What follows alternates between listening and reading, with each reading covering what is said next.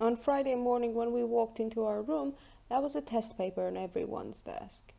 Every paper was marked and had the proper name on it. I got a 98. I felt great. Freddie Burnett didn't feel great at all. He got a 53.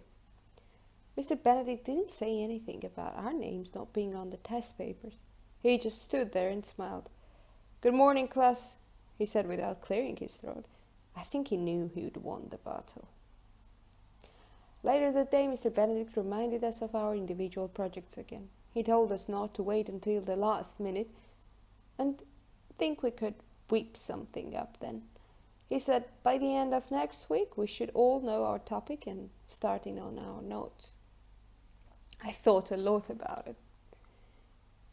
But I didn't know anything meaningful that I was willing to share with Mr. Benedict. I mean, I couldn't very well come up with a year-long study about bras and what goes in them, or about my feelings towards moose, or about God. Or could I? I mean, not about God exactly. I could never tell Mr. Benedict that, but maybe about religion. If I could figure out which religion to be, I'd know if I wanted to join the Y or the Jewish community center. That was meaningful, wasn't it? I'd have to think about it. "Are you there, God? It's me, Margaret. What would you think of me doing a project on religion? You wouldn't mind, would you, God?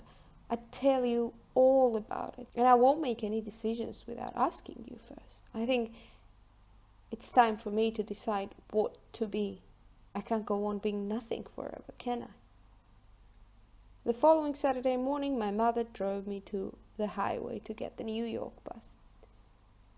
It was my first time going alone, and my mother was nervous. "Listen, Margaret, don't sit next to any men. Either sit alone or pick out a nice lady and try to sit up front. If the bus isn't air-conditioned, open your window. And when you get there, ask a lady to show you the way downstairs. Grandma will meet you at the information desk." I know, we'd been over it 3 dozen times, but when the bus came, my mother got out of the car and shouted to the bus driver, "This little girl is traveling alone. Please keep an eye on her. It's her first time." "Don't worry, lady," the bus driver told my mother. Then my mother waved to me. I made a face at her and looked the other way. I found Grandma right where she was supposed to be. She gave me a big kiss. Grandma smelled delicious. She was wearing a green suit and had on lots of green eyeshadow to match. Her hair was silver blonde. Grandma's hair color changes about once a month. When we were out of the bus terminal, Grandma said, "You look beautiful, Margaret. I love your hair." Grandma always has something nice to say to me, and my hair did look better. I read that if you brush it good, it can grow up to an inch a month. We went to lunch at a restaurant near Lincoln Center. During my chocolate parfait, I whispered, "I'm wearing a bra, can you tell?" "Of course I can tell," Grandma said. "You can?" I was really surprised. I stopped eating. "Well, how do you think it makes me look?" "Much older," Grandma said, between sips of her coffee. I didn't know whether to believe her or not, so I believed her. Then we went to the concert. I didn't fidget like when I was a little kid. I sat very still and paid attention to the music. During intermission, Grandma and I walked around outside. I loved that fountain in the middle of Lincoln Center. I love it more than the concerts themselves, and I love to watch the people walk by.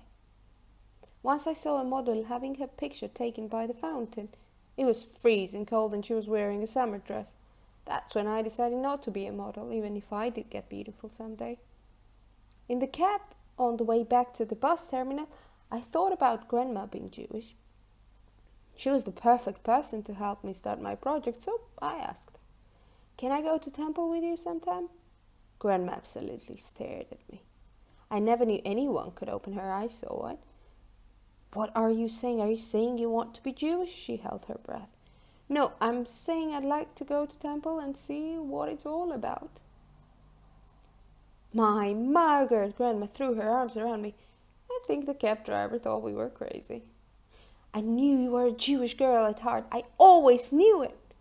Grandma took out a lace hanky and dabbed her eyes. "I'm not," Grandma insisted. You know I'm not anything. You can say it, but I'll never believe it. Never. She blew her nose. When she finished blowing, she said, I know what it is. You've made a lot of Jewish friends in Fairbrook, am I right?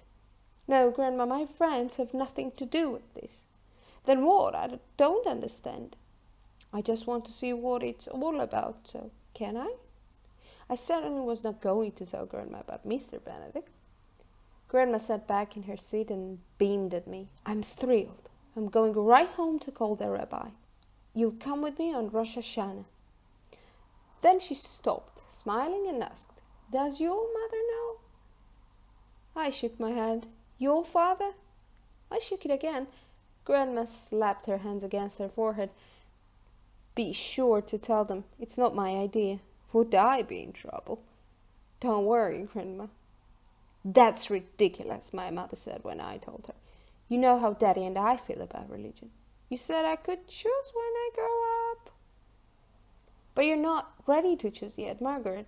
I just want to try it out, I argued. I'm going to try church too, so don't get hysterical. I'm not hysterical. I just think it's foolish for a girl of your age to bother herself with religion. Can I go? I asked. I'm not going to stop you, my mother said. Fine, then I'll go. On Rosh Hashanah morning. While I was still in bed, I said, Are you there, God? It's me, Margaret. I'm going to temple today with Grandma. It's a holiday. I guess you know that. Well, my father thinks it's a mistake, and my mother thinks the whole idea is crazy, but I'm going anyway. I'm sure this will help me decide what to be. I've never been inside a temple or a church. I'll look for you, God.